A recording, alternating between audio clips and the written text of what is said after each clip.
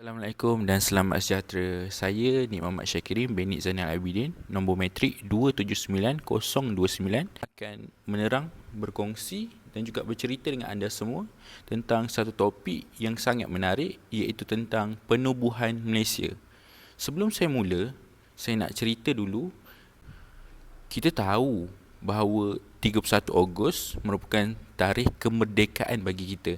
Tetapi apakah kita tahu apa senario yang berlaku pada 16 September 1963? Anda perlu tahu bahawa pada tarikh tersebut merupakan tarikh bersatunya beberapa buah negara, beberapa buah wilayah, iaitu Borneo Utara yang dikenali sekarang sebagai Sabah, Sarawak dan juga Singapura, dan berserta juga dengan Persekutuan Tanah Melayu yang mana pada ketika itu sudah pun mencapai taraf negara yang merdeka.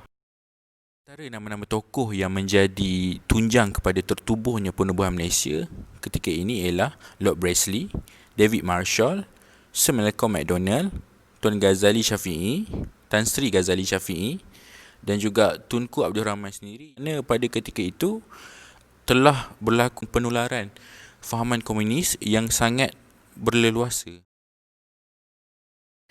Terdapat beberapa faktor yang telah menjadi tunjang. Pertama sekali, kita dapat lihat daripada segi keseimbangan kaum. Persekutuan Tanah Melayu yang mana terdiri daripada kaum Melayu, Cina dan juga India. Tetapi keseimbangan itu tidak terlihat daripada mereka. Dalam kalangan mereka telah terasing daripada segi kedudukan, iaitu kaum Cina duduk di bandar, kaum Melayu duduk di kawasan pedalaman dan juga kaum India yang duduk di kawasan estate.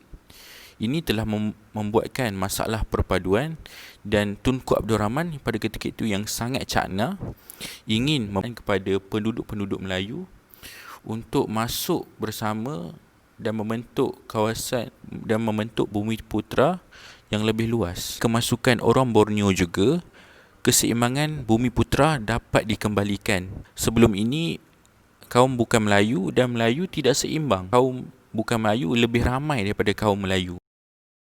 Melalui penubuhan Malaysia, kemerdekaan diberikan kepada wilayah-wilayah seperti Sabah dan juga Sarawak, juga Singapura. Dulu lagi untuk mencari kemerdekaan, sebaliknya hanya perlu bergabung dengan Malaysia dan diberikan taraf kemerdekaan. Faktor seterusnya pula ialah dapat mengeratkan hubungan yang sedia ada. Percantuman wilayah-wilayah Borneo dengan Tanah Melayu akan mengeratkan hubungan baik yang sedia ada. Ramai pegawai-pegawai, pentadbir, guru-guru dan hakim yang telah dihantar mendapatkan latihan di Kuala Lumpur. Penggunaan mata wang juga akan disamakan di Tanah Melayu dan juga di Sabah dan Sarawak. Apabila kita melakukan satu perkara yang baru, semestinya pandangan dan juga reaksi akan diberikan oleh beberapa pihak. Sebagai contoh, Parti Rakyat Singapura memberikan reaksi mereka dengan menentang gagasan ini dan menuduhnya sebagai satu neokolonialisme. Di Sabah pula melalui Donald Stephen, iaitu pengarang Borneo Times, mengecam Tunku Abdul Rahman. Di Sarawak pula mendapat penentangan melalui Stephen Yong yang mewakili semua parti, dan di Brunei tidak kurang juga melalui AM Azhari melalui Parti Rakyat Brunei menentang gagasan yang cuba dibawa oleh Tunku Abdul Rahman ini.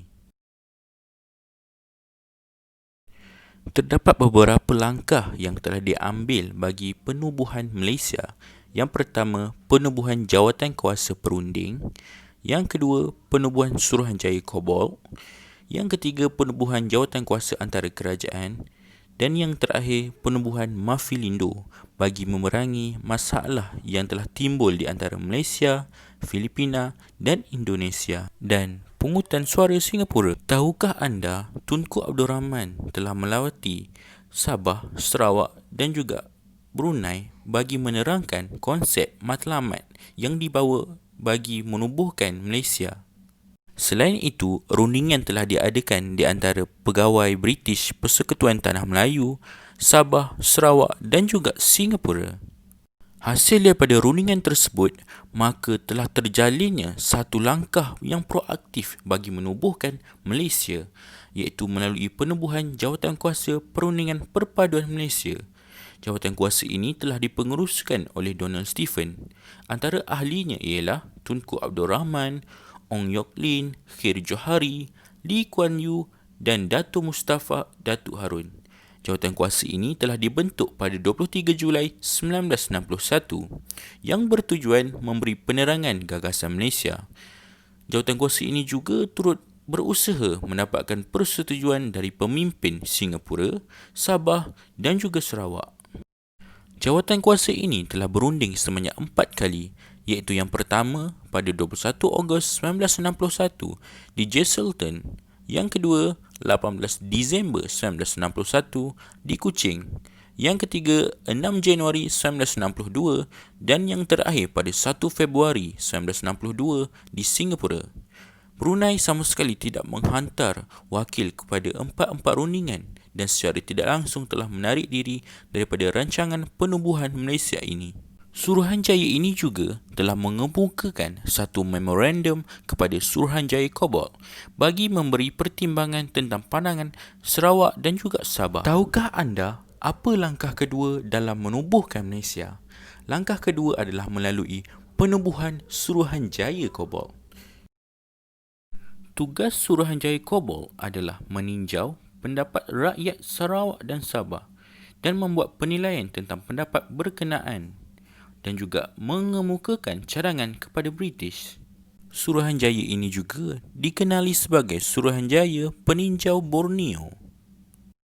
Suruhanjaya ini telah diwakili oleh Lord Kobol, Sir Anthony Abel, Sir David Watterson, Datuk Wong Pau Ni dan Tan Sri Ghazali Shafi'i.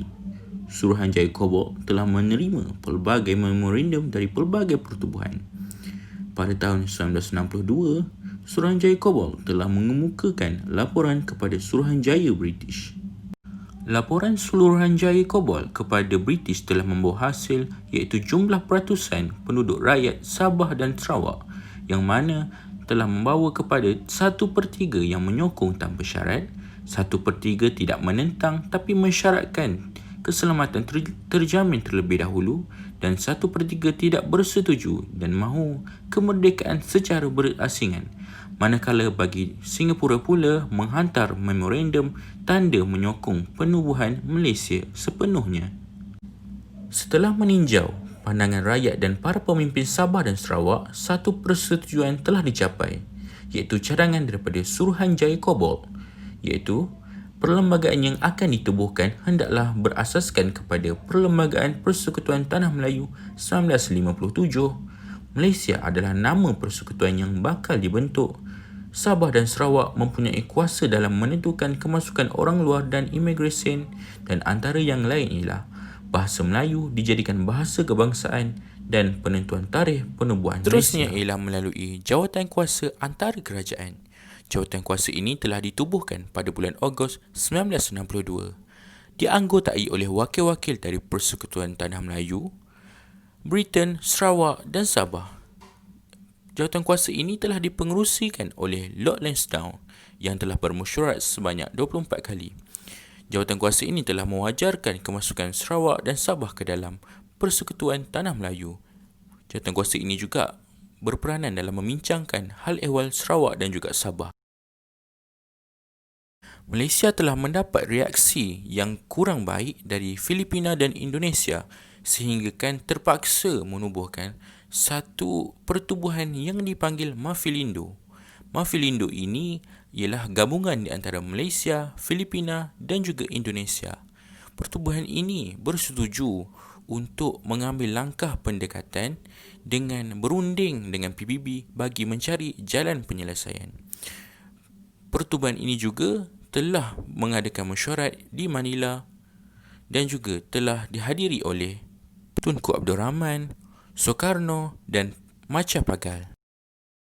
Pungutan suara Singapura. Pungutan suara ini telah mendapat 71 persetujuan dari rakyat Singapura. Ini menunjukkan Singapura benar-benar ingin menyertai Malaysia. Sebagai penutup video, saya ingin menzahirkan rasa cinta dan sayang saya kepada Malaysia kerana penumbuhan Malaysia pada hari ini adalah hasil daripada rundingan dan juga diplomasi yang dilakukan oleh tokoh-tokoh kemerdekaan dalam mencapai negara yang lebih baik. Sekian sahaja daripada saya. Assalamualaikum warahmatullahi wabarakatuh. Dunia